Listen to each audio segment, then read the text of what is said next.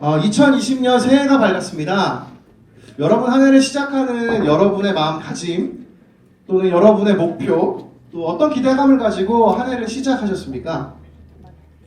개인적으로는 매년 새해를 맞이할 때마다 이 새로운 한 해가 시작된다는 느낌이 점점 줄어드는 것만 같습니다. 여러분 어떠십니까? 제가 예전에 이제 10대 때는 요즘 자주 쓰는 표현으로 라떼 is horse. 라떼는 말이야. 분명히 한 해가 가고 새해가 시작될 때 분명히 가게들도 문 다 닫고요. 신정 때 또 친척들 인사드리러 가고 가족끼리 시간을 오래 보냈던 기억이 있습니다. 근데 2020년이 지난 지금에는 이런 문화들이 점점 많이 사라져가고 있다라는 생각이 제가 많이 들었습니다. 언젠가부터 이런 문화가 간소화되고 또 카톡 등으로 신년 메시지를 간편하게 전달은 하였지만 무언가 새해를 맞이했다라는 느낌이 저에게 점점 줄어들고 있는 것이죠. 저 여러분에게 다시 한번 물어보고 싶습니다. 여러분 새해를 시작하면 여러분 어떤 마음가짐으로 올 한 해를 시작하고 계십니까? 한 단어의 힘이라는 책에 이런 문장이 있었어요. 대부분의 사람이 뻔한 인생을 산다. 혹시 2020년을 시작하는 1월 5일 이 첫 주일 예배 때 여러분 마음 가운데 난 지난해랑 크게 다를 거 없이 지난주랑 동일한 그냥 뻔한 인생 살아가고 있는 것 같아 라는 생각으로 오늘 이 자리에 앉아 계신 분은 혹시 있진 않으십니까? 사실 요즘 청년들의 삶이 결코 만만치 않다는 것은 누구보다 많이 공감합니다. 자신의 생각과 전혀 달랐던 대학 생활로의 어떤 혼란, 또 학점의 노예, 취업의 어려움, 사회생활 적응의 그 어려운 모든 것들은 누구보다 제가 여러분을 공감하고 알고 있습니다. 그러나 동시에 이런 경험들이 계속 반복되어 가면서 혹시나 정신없이 흘러가는 시간 속에서 2020년도 여러분에게 혹시 뻔한 한 해가 되는 것만 같은 그런 느낌이, 그런 생각이 여러분 혹시 있지는 않으십니까? 여러분 마음에는 지금 어떤 생각이 오늘 이 순간 자리 잡고 계십니까? 오늘 본문에 등장하는 이스라엘 백성들의 인생도 가만히 살펴보면 굉장히 뻔한 인생이었던 것 같습니다. 오늘 본문이 시작하기 바로 전 열왕기하 1장 18절이요. 이렇게 끝납니다. 아하시아가 행한 그 남은 사적은 모두 이스라엘 왕 역대 지략에 기록되지 아니하였느냐? 오늘 본문 바로 전에 이스라엘이라는 나라는요. 남과 북으로 갈라진 나라입니다. 그 가운데 이제 북쪽 이스라엘의 8번째 왕이었던 아하시아 왕이 이제 죽음을 맞이해요. 그리고 그 인생이 이제 이스라엘 왕의 역대 지략에 다 기록이 되었다. 이렇게 이야기가 마무리됩니다. 그런데 이 역대기 책을 보면요. 열왕기 책을 보면요. 왕들을 소개할 때마다 좀 독특한 표현들이 있습니다. 한번 보세요. 열왕기상 16장 29절과 30절 보세요. 유다의 아사왕 제38년에 오므리의 아들 아합이 이스라엘의 왕이 되니라. 오므리의 아들 아합이 사마리아에서 22년 동안 이스라엘을 다스리니라. 오므리의 아들 아합이 그의 이전의 모든 사람보다 여호와 보시기에 악을 더욱 행하여. 아합이라는 사람이 왕이 되었을 때 이전에 있던 왕들보다 훨씬 더 많은 악을 행하였다라고 성경이 소개를 해요. 그런데 이 아합의 아들이 아하시아거든요. 아하시아도 이렇게 성경이 소개를 합니다. 그 뒤에 이어서 열왕기상 22장 51절부터 53절인데요. 한번 같이 읽어보겠습니다. 시작. 유다의 여호사밧 왕 제17년에 아합의 아들 아하시아가 사마리아에서 이스라엘의 왕이 되어 2년 동안 이스라엘을 다스리니라. 그가 여호와 앞에서 악을 행하여 그의 아버지의 길과 그의 어머니의 길과 이스라엘에게 범죄하게 한 느밧의 아들 여로보암의 길로 행하며 바알을 섬겨 그에게 예배하여 이스라엘의 하나님 여호와를 노하시게 하기를 그의 아버지의 온갖 행위같이 하였더라. 아유 주님, 그 아버지가 했던 악한 일을 아합도 보면 그 이전 모든 사람보다 여호와 보시기에 악을 더욱 행하였는데요. 똑같습니다. 여호사밧이 죽었던 그 해 아하시아가 왕이 되면서도 아버지의 길과 어머니의 길과 이스라엘의 범죄하게 한 느밧의 여로보암의 길로 행하였대요. 다시 말하면 뭡니까? 그냥 그 아버지의 그 아들이라는 얘기입니다. 아니, 한 나라의 왕이 바뀌면 새로운 시대를 기대해야 하고 새로운 변화를 기대해야 하는 것이 분명히 당연한 것일 텐데, 이스라엘 백성들의 인생은 지금 왕이 바뀔 정도로 큰 변화가 일어났지만 그 이전에 벌어졌던 악한 행동은 계속해서 이어지고 있다는 것. 왕은 바뀌었지만 백성들의 머릿속에 어떤 느낌이 들었을까요?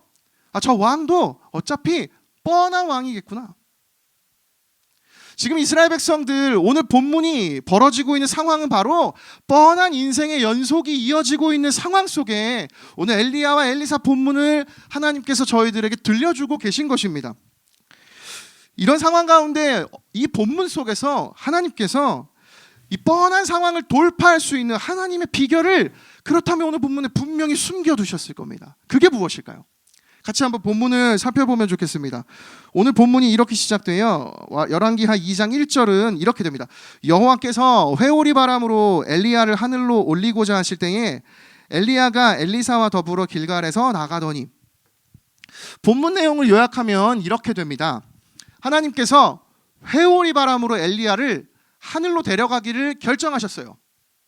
그리고 그 하나님이 데려가실 지점까지 이제 엘리야와 엘리사가 같이 걸어갑니다. 근데 걸어가던 중에 길갈에서 출발해서요, 베델과 여리고를 거쳐 요단강까지 가게 돼요.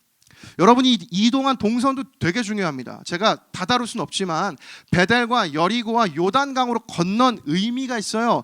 이스라엘 백성들이 이스라엘 이 가나안 땅에 들어올 때 거꾸로 요단강부터 여리고를 거쳐 베델과 길갈로 가거든요. 지금 그걸 반대로 가고 있는 겁니다. 이 의미가 궁금하시죠? 그러면 나중에 꼭 신앙 훈련을 들으십시오. 거기에서 분명히 언젠간 다뤄줄 겁니다. 언젠가는. 이 이동하는 중에 엘리야가 흥미로운 이야기를 하나 해요. 2절과 3절을 한번 보십시오. 제가 읽어드릴게요. 엘리야가 엘리사에게 이르되 청하건대 너는 여기 머물라. 여호와께서 나를 베델로 보내시느니라 하니 엘리사가 이르되 여호와께서 살아계심과 당신의 영혼이 살아있음을 두고 맹세하노니 내가 당신을 떠나지 아니하겠나이다 하는지라. 이에 두 사람이 베델로 내려가니 베델에 있는 선지자의 제자들이 엘리사에게로 나와 그에게 이르되 여호와께서 오늘 당신의 선생을 당신의 머리 위로 데려가실 줄을 아시니까 하니 이르되 나도 또한 아노니 너희는 잠잠하라 하니라. 이동하기 전에 엘리야가 엘리사한테 항상 뭐라 그러냐면, 야, 너 나 더 이상 따라오지 말고 여기 머물러라. 오지 마. 그리고 이동하는 곳마다 그 곳에 있는 선지자의 제자들이 또 엘리사에게 얘기하는 겁니다. 아니, 엘리사, 당신의 선생님 오늘 하나님이 데려가신다고 하던데요. 그때마다 엘리사는 대답했습니다. 엘리야에게는 제가 끝까지 당신 따라가겠습니다. 그리고 선지자의 제자들한테는 나도 알고 있으니까 이제 잠잠히 그냥 모른 척 해주십시오. 이렇게 엘리사가 대답을 하는 것이죠.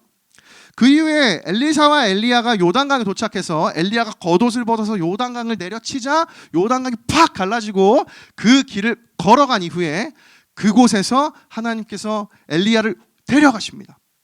데려가기 전에 엘리야가 엘리사에게 너 내가 하나님 데려가면 당하기 전에 너 혹시 구하는 것 있니? 내가 줄게 했을 때 엘리사가 이렇게 얘기하죠. 당신의 성령의 역사를 갑절을 내게 주시옵소서. 이 이야기가 저희들이 오늘 읽었던 본문의 모든 이야기입니다. 근데 본문을 제가 묵상하면서 좀 의아했던 게 있어요.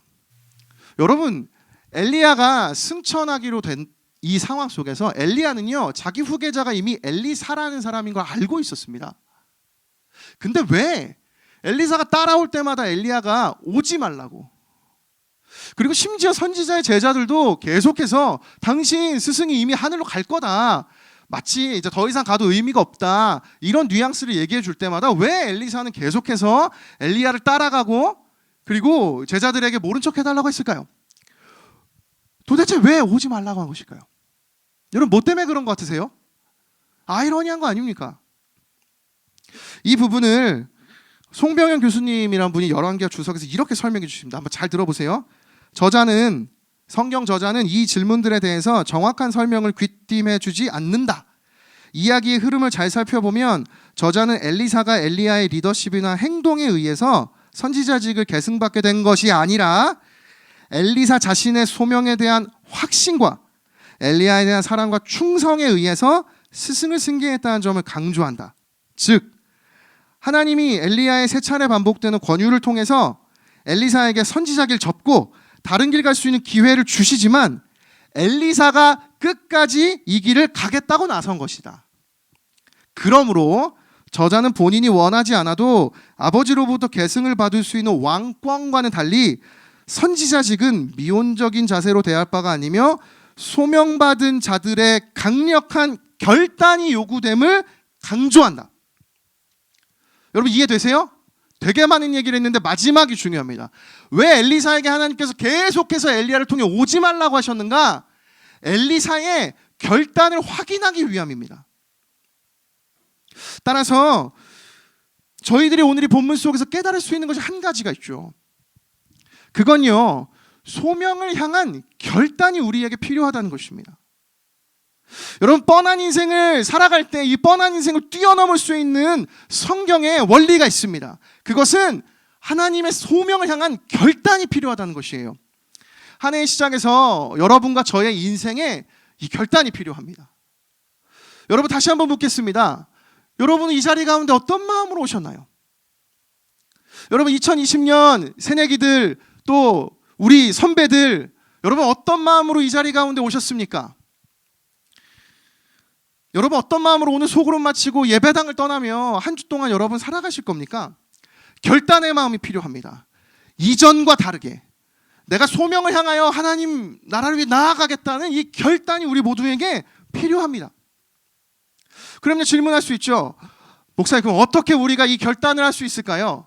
여러분 바꿔 생각해 보면 소명을 향한 결단이 필요하면 우리에게 소명이 있다면 그럼 우린 결단하며 살아갈 수 있는 것입니다.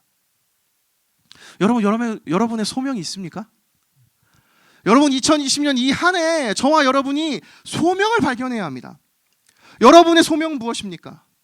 여러분 하나님이 주신 여러분에게 벅찬 꿈이 무엇입니까? 그것이 우리로 하여금 하나님 앞에 결단하며 나아갈 수 있게 하는 원동력이 되는 것입니다. 하나님 안에서 이 소명을 발견해야 돼요. 여러분 소명을 찾으셔야 합니다. 그래서 뻔한 인생 뛰어넘으셔야 합니다. 근데 오늘 이 소명을 발견할 수 있는 힌트를 오늘 본문 가운데 숨겨놨습니다.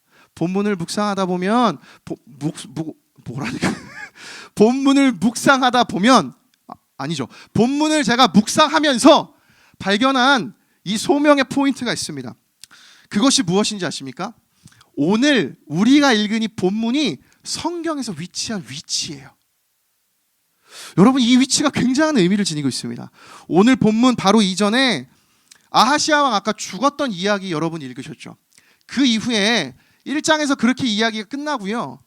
2장으로 넘어와서 엘리야와 엘리사 이야기가 진행이 됩니다. 그리고 3장에 들어섰을 때 3장 1절 첫 번째 구절 2절 이렇게 시작해요.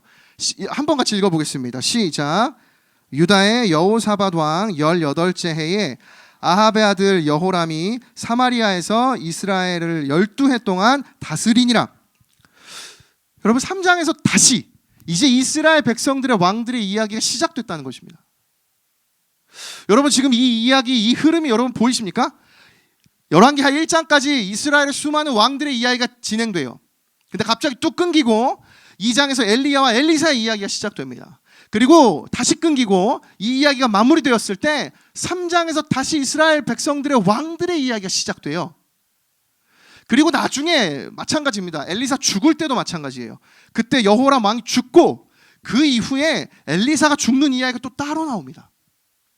여러분 이 본문에 위치한 이 위치의 의미가 무엇인지 아십니까? 송병헌 교수님 아까 그 주석에 이 부분 이렇게 설명해요. 저자는 이스라엘의 왕들이 자신들은 하나님으로부터 위임받은 권한으로 통치한다고 주장하지만 선지자들의 권한은 왕들의 권한을 초월하며 왕들도 이들의 권위에 복종해야 함을 부각시킨다. 그러니까 여러분 정리하면 이렇습니다. 이스라엘을 이끌어가는 것이 눈에 보이는 왕과 지도자들이라고 생각할 수 있지만 정말로 이스라엘을 이끌어가는 진정한 이스라엘의 리더가 누구인가? 그가 하나님이 세웠던 영적인 지도자 엘리야였다는 것입니다. 그 역사가 훨씬 중요하다는 것입니다. 하나님이 이스라엘을 이끌어 가신다는 것입니다. 그 의미가 오늘 이 본문이 위치한 위치를 통해 깨달을 수 있는 것이에요. 이 근거가 어디인지 아십니까? 엘리야가 승천할 때 엘리사가 엘리야를 바라보며 이렇게 고백합니다. 우리 마지막으로 함께 이 말씀 고백하겠습니다. 시작. 엘리사가 보고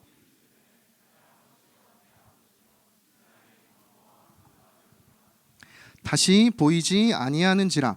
이에 엘리사가 자기의 옷을 잡아 둘로 찢고, 엘리사가 엘리야를 향해서 마지막 승천할 때 이렇게 칩니다. 내 아버지여, 내 아버지여, 이스라엘의 병거와 마병이여. 여러분, 진짜 이스라엘의 병거, 이스라엘을 지킨 사람, 이스라엘을 이끌어갔던 그 사람이 누구였는가? 엘리사는 분명히 고백해요. 영적으로 그걸 바라봅니다. 그가 바로 엘리야였다고. 아하시야 왕도 아니고 여호람 왕도 아니고 이 시대를 이끌어가는 세상의 지도자들처럼 보이지만 이스라엘을 이끌어간 자는 하나님의 영감을 받은 영적인 지도자 엘리야였다고 엘리사가 오늘 이 본문을 통해 선포하고 있는 것이죠. 여러분, 그럼 이 말씀이 저희들의 인생에 어떻게 적용되어야 할까요? 여러분, 이 자리에 앉아 계신 수많은 대학이부의 지체 여러분이 살아가는 인생, 여러분, 우리의 눈앞에 펼쳐진 이 세상을 이끌어가는 분이 정말 누구일까요? 여러분과 제가 고민하고 고난 속에 허우적대고 있는 그 여러분의 고민 속에 해결을 주실 수 있는 분이 누구실까요? 여러분, 교회를 오늘 처음 오셨든 이제 대학부 처음 왔든 오랜 기간 신앙생활했건 저희 모두가 고백할 수 있는 고백이 있습니다. 이 모든 것을 이끌어 가시는 분이 하나님이시라는 것입니다. 여러분, 믿으십니까? 여러분, 정말 믿으십니까? 여러분, 이 믿음이 있어야 저희가 교회인 것이에요. 담임 목사님 몇 주 전 설교 때 말씀해 주셨습니다. 교회는 나음이 아니라 다름이다. 여러분, 정말 어떤 인생 살아가고 싶으십니까? 세상에서 뻔한 인생, 이것이 아니라 세상에서 그냥 나은 인생? 아니요. 전 여러분이 정말 세상과 다른 인생 살아가면 좋겠습니다. 하나님을 믿는 청년들인데 여러분, 어떻게 우리 세상을 살아가야 할까요? 여러분, 이 세상을 살아가면서 부딪힌 어려움, 여러분 어떻게 그걸 돌파하며 뚫어내실 겁니까?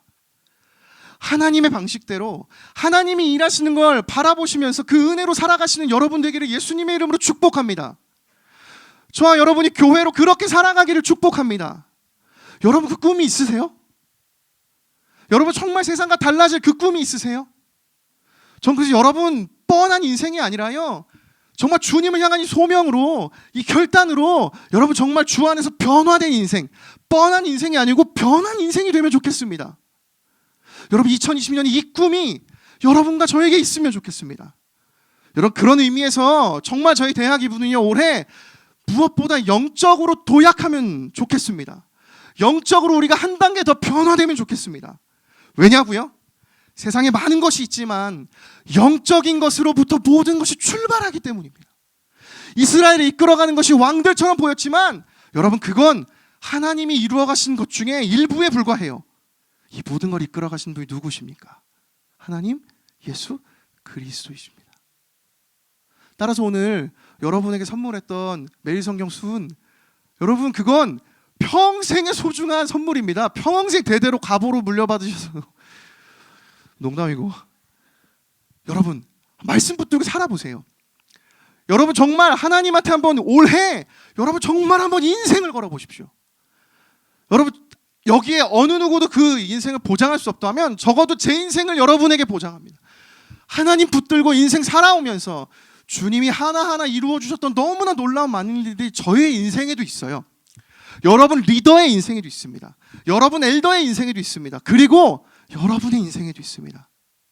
저와 여러분이 올 한 해 2020년 이 기대와 소망으로 이 한 해를 출발하면 좋겠습니다. 여러분, 이 마음이 여러분 가운데 전해지고 있나요? 여러분, 이 꿈 꾸고 계십니까?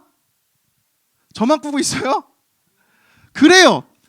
여러분, 이 꿈을 여러분 꾸시면 좋겠습니다. 우리 함께 이렇게 고백합시다. 대학 2부 도약하자.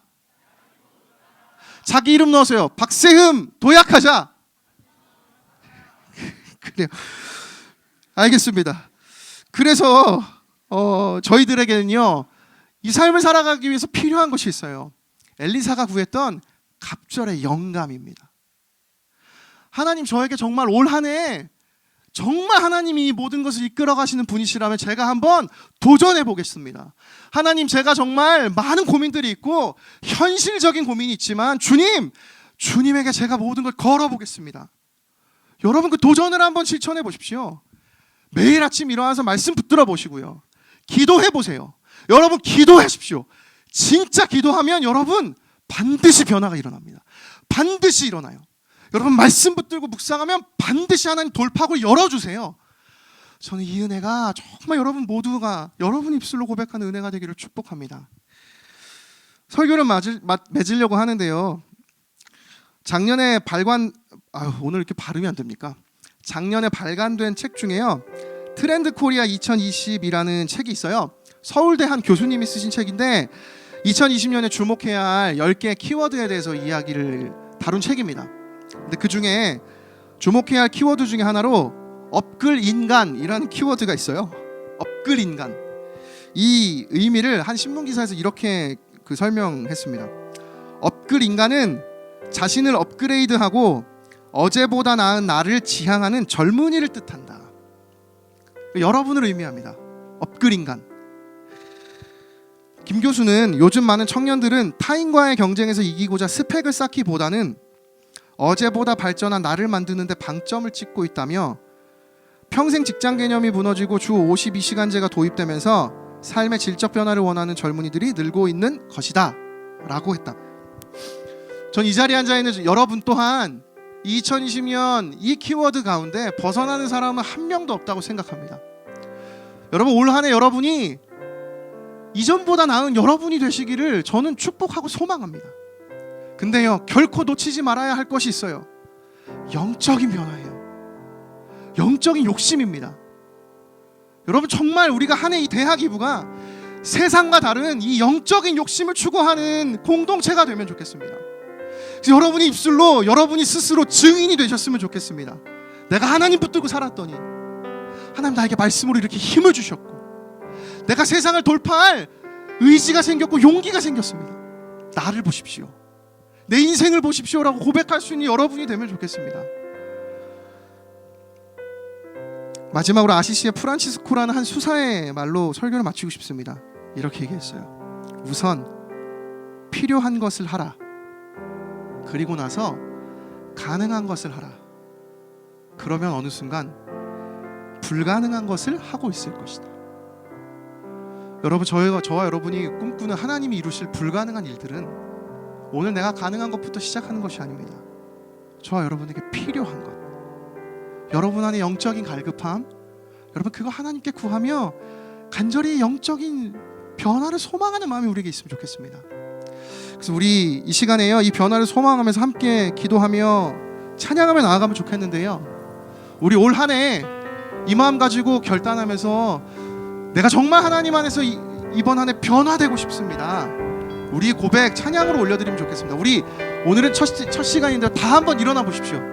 사람도 많고 오늘 졸릴 것 같아서 다 일어나라고 말씀드리는 겁니다. 우리 찬양 고백 하나하나가 나의 고백이 되어서 주님, 제가 변화된 인생 살아가게 하여 주시옵소서. 갑절에 영감을 부어 주시옵소서. 우리 이 마음 가지고 함께 이 찬양